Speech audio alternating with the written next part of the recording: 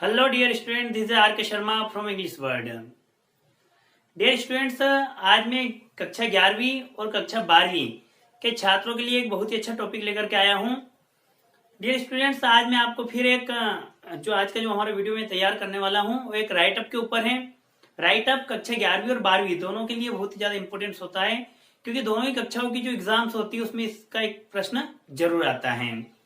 तो आइए स्टार्ट करते हैं कि इस जो राइटअप आएगा, जो छोटा एक राइटअप आपको आएगा उसका जो प्रश्न होगा वो किस प्रकार से बनता है।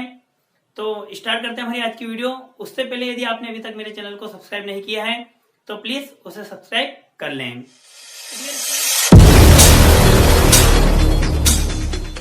डियर स्टूडेंट्स, आपको जो राइटअप आने वाला है आज जो एग्जाम में आएगा उसका प्रश्न जो बनेगा, यहाँ पर मैं राइटअप ले रहा हूँ इंपोर्टेंस ऑफ इंग्लिश, मतलब जो अंग्रेजी का जो महत्व है उस महत्व के बारे में हम जानेंगे। तो इसका जो प्रश्न बनेगा वो इस प्रकार से बनेगा, यूजिंग द फॉलोइंग इनपुट्स, मतलब नीचे दिए गए जो इनपुट्स दिए गए हैं उनका प्रयोग करते हुए प्रोड्यूस अ राइटअप, मतलब आपको एक राइटअप का निर्माण करना है, मतलब प्रोड्यूस करना है, मतलब आपको बनाना है। On the importance of English, आपका टॉपिक क्या रहेगा, इंपोर्टेंस, मतलब आपको महत्व बताना है किसका, अंग्रेजी का। इन अबाउट 150 to 200 वर्ड्स, मतलब आपके वर्ड्स कितने होने चाहिए, जो आपको एक छोटा शॉर्ट पैसेज जो बना रहे हैं इसमें आपके वर्ड्स होने चाहिए 150 से लेकर के 200 के बीच। ठीक है, तो क्या क्या इनपुट्स दे रखी है यहाँ पर जो हमें सपोर्ट करने वाली है हमारे जो पैसेज को हम तैयार करेंगे। एक तरह से कहा जाए तो जो नोट्स हम बनाते हैं, हमारे पास में यहाँ पर नोट्स ऑलरेडी अवेलेबल है और हमें उसका पैसेज क्रिएट करना है। तो इंटरनेशनल लैंग्वेज, मतलब आपको बताना है कि अंग्रेजी क्या है, एक अंतरराष्ट्रीय भाषा है। इन्वेंशन ऑफ इंटरनेट, मतलब इंटरनेट का जो इन्वेंशन हुआ है, आविष्कार हुआ है, उससे संबंधित भी आपको कुछ पॉइंट्स लेने हैं। Number 3, language of trade, trade means व्यापार, जो व्यापार किया जाता है उसकी भी एक लैंग्वेज है। जो हम ट्रेडिंग करते हैं, जो क्रय और विक्रय करते हैं, सेलिंग और बाइंग करते हैं, उसकी भी जो लैंग्वेज होती है वो क्या होती है, इंग्लिश ही होती है। कॉमर्स हायर, कॉमर्स मतलब वाणिज्य के क्षेत्र में, हायर टेक्निकल, हायर टेक्निकल मतलब उच्च तकनीकी जो क्षेत्र उनमें इंग्लिश का प्रयोग होता है। एंड साइंटिफिक और वैज्ञानिक जो स्टडीज होती है, मतलब अध्ययन होता है उसमें।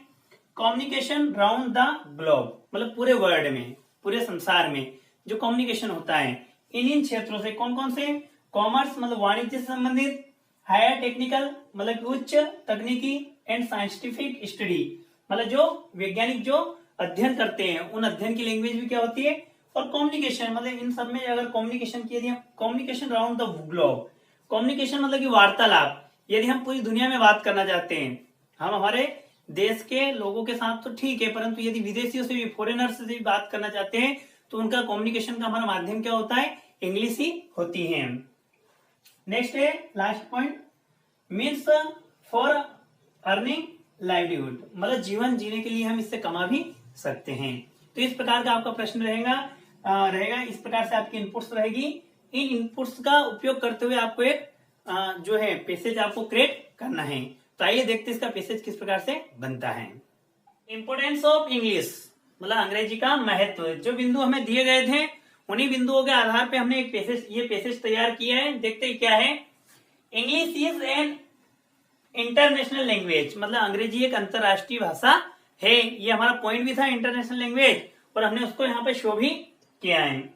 It is spoken all over the world, मतलब ये पूरी दुनिया में बोली जाने वाली एक मातृभाषा है जिसको पूरे वर्ल्ड में बोला जाता है।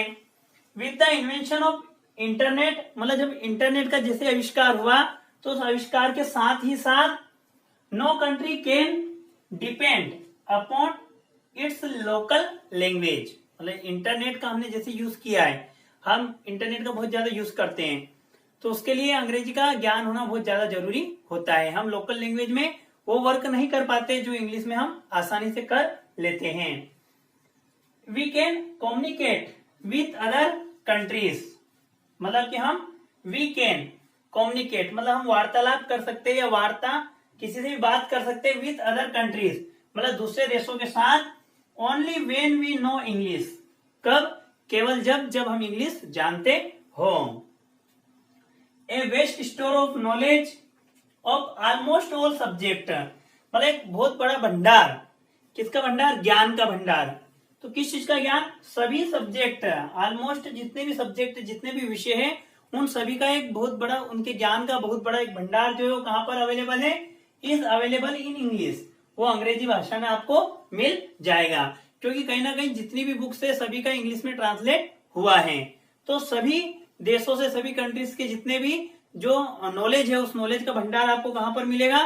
तो इंग्लिश लैंग्वेज में आपको कहीं ना कहीं मिल ही जाएगा। English is easy to learn. अंग्रेजी को सीखना भी ज्यादा कठिन नहीं होता है। सबसे दुनिया की इजीएस्ट लैंग्वेज जो है वो इंग्लिश ही है, तो अंग्रेजी को आसानी से सीखा जा सकता है। It is the medium of understanding, मतलब कि ये क्या है? समझने का, एंड स्टडी ऑफ साइंस, मतलब विज्ञान, एंड टेक्नोलॉजी, मतलब तकनीकी और विज्ञान को समझने का और सीखने का जो सबसे अच्छा साधन है वो क्या है? अंग्रेजी ही है ना। अध्ययन भी हम कर सकते हैं और उसे आसानी समझ भी सकते हैं। किसको? साइंस और टेक्नोलॉजी, मतलब विज्ञान और तकनीकी दोनों को हम आसानी से समझ सकते हैं। किसकी सहायता से? अंग्रेजी की सहायता से। इन ट्रेड, मतलब व्यापार में, कॉमर्स मतलब वाणिज्य में, हायर टेक्निकल मतलब जो उच्च तकनीकी उसमें, एंड साइंटिफिक स्टडीज और जो विज्ञान का जो अध्ययन है उनमें, it is the widely used as communication around the world, और साथ ही साथ यह पूरी दुनिया में प्रयोग में लाई जाती है। किस आधार पर? कम्युनिकेट करने में, मतलब कि वार्तालाप करने में, एक दूसरे की बातों को समझने में और समझाने में सबसे ज्यादा अगर प्रयोग होता है तो किसका होता है? अंग्रेजी भाषा का ही प्रयोग किया जाता है। With the knowledge of English, मतलब अंग्रेजी के ज्ञान से a person can earn his livelihood, मतलब अपनी जो जीवन जीने के लिए जो आवश्यक चीजें हैं, जो उसको आवश्यक लगता है, वो चीजें कमा भी व्यक्ति आसानी से सकता है। किसकी सहायता से? अंग्रेजी के ज्ञान की सहायता से। ठीक है।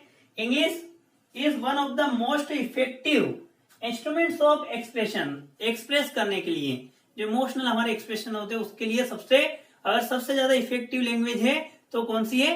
इंग्लिश का ही यूज होता है एक्सप्रेशन। जैसे कहीं छोटी सी गलती हुई तो हमारे मुंह से तुरंत निकलता है सॉरी, है ना। तो मतलब जो हमारी भावना है उस भावना को एक्सप्रेस करने का सबसे जो इफेक्टिव जो है, मतलब सबसे ज्यादा जो प्रभावशाली जो एक्सप्रेशन है वो किसके होते हैं? इंग्लिश के ही होते हैं।